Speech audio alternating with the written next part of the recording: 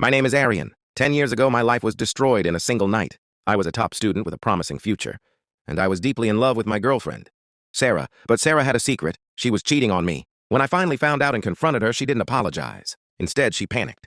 To cover up her betrayal, she told everyone that I had physically assaulted and snuggled her.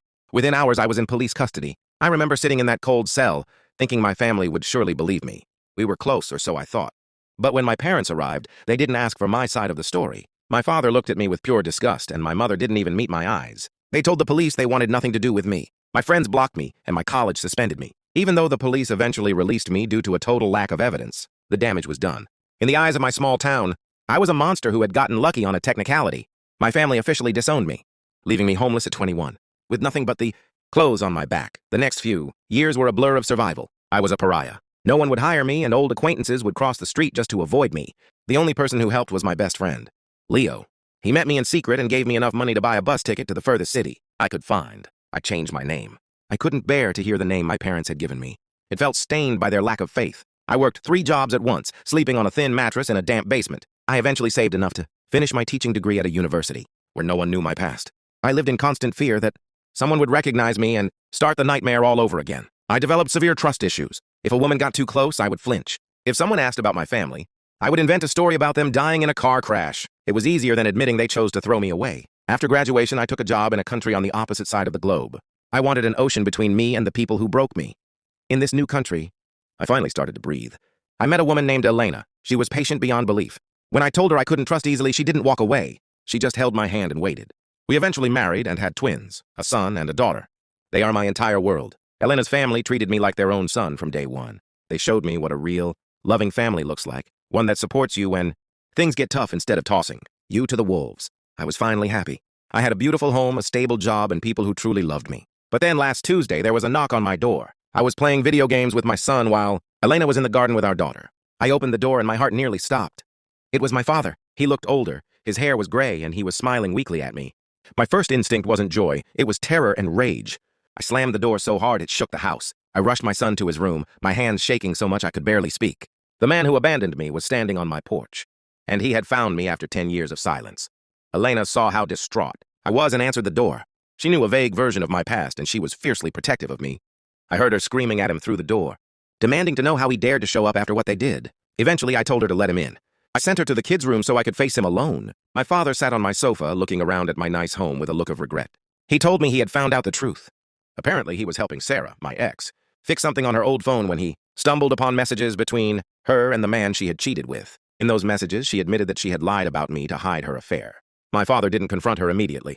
Instead, he spent months and thousands of dollars hiring investigators to find me. He said he wanted to tell me he finally believed me. I looked at him and felt nothing. No relief, no love, just a deep, cold void. He asked if I would come back to visit my mother, who was apparently distraught with guilt. I told him to leave. I told him I didn't have a father, and the man standing in my living room was a stranger. After he left, I couldn't sleep for days. My father's visit had ripped open old wounds I thought had healed. I decided that if I wanted true closure, I had to face them all one last time, not as a victim, but as a man who had succeeded despite them. I flew back to my home country, leaving Elena and the kids behind for a week. I arranged a meeting at a local hotel. My mother, father, brother, and even Sarah were there. Seeing them all in one room was surreal. My mother immediately burst into tears and tried to hug me, but I stepped back. I felt disgusted by her tears. I told them this meeting was on my terms and there would be no reconciliation.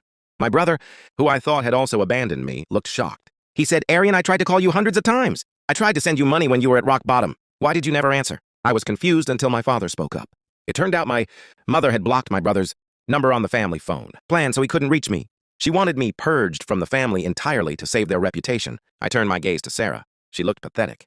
She tried to tell me that she never stopped loving me and that her guilt had consumed her. She claimed she hadn't dated anyone since I left, hoping I'd come back so she could apologize. My father laughed a bitter laugh and interrupted her. He revealed that he had found logs of her dating at least 3 different men while I was struggling to find food. The level of deception was staggering. Sarah began to cry, reaching out to hold my hand, begging for a second chance. This was the moment I had been waiting for. I pulled out my phone and started scrolling through hundreds of photos. I showed them my twins' first steps. I showed them my beautiful wife, our trips to the mountains, and the life I had built without a single cent or a single word of encouragement from them. I looked Sarah in the eye and said, "This is the life you could have, had if you weren't so malicious." Then I looked at my parents and said, "And this is the family you will never know." Because you chose to believe a lie. Over your own son, the room was silent, save for my mother's sobbing. I told my parents that even though the police said there was no proof 10 years ago, they still chose to treat me like a rabid dog. I told them that being a parent isn't about biology. It's about being there when the world is against your child. They failed that test miserably. I turned to my brother and told him that I was sorry for hating him, but the damage done by our parents was too great to bridge. I gave him my new contact information, but I told my parents and Sarah that they were dead to me. Before I left, I met up with Leo, my old best friend. We had a long dinner, and I thanked him again for saving my life that night 10 years ago. I flew back to my new home, and when I saw Elena and the kids waiting for me at the airport, I felt a weight lift off my chest. I realized that my real family isn't the one I was born into. It's the one I chose. I will tell my children the truth one day, so they know that even when the whole world is against you, you can still build a life of light and love. Settling back into my routine wasn't as easy as I thought. Even though I had won that confrontation, the bitterness lingered for a while. I started seeing a therapist again to process the revelation about my mother blocking my brother's calls. It was a level of cruelty I hadn't even imagined. She didn't just abandon me. She tried to cut off my only lifeline. However, seeing the photos of my life in my old home country made me realize how far I'd come. My son asked me why the sad man, his grandfather, had come to the door. I sat him down and told him that sometimes people make big mistakes. And even if they are family, we have to protect our own peace. My children are growing up in a house filled with laughter and safety, something I never truly had. My in-laws have been my rock through this. When I told them about the trip, my father-in-law just hugged me and said, "You are our son. Aryan, that will never change." That was the closure I really needed. A few months later, I received a letter from my brother. He had finally moved out of our parents' house and was living on his own. He told me that my parents' marriage was falling apart because my father couldn't forgive my mother for blocking the calls. He also told me that Sarah had moved out of town after the truth became public knowledge. The noble family my parents tried so hard to protect was now a shell of its former self. I didn't feel happy about it, but I felt a sense of cosmic justice. I invited my brother to visit us. When he arrived, seeing him play with my kids was bittersweet.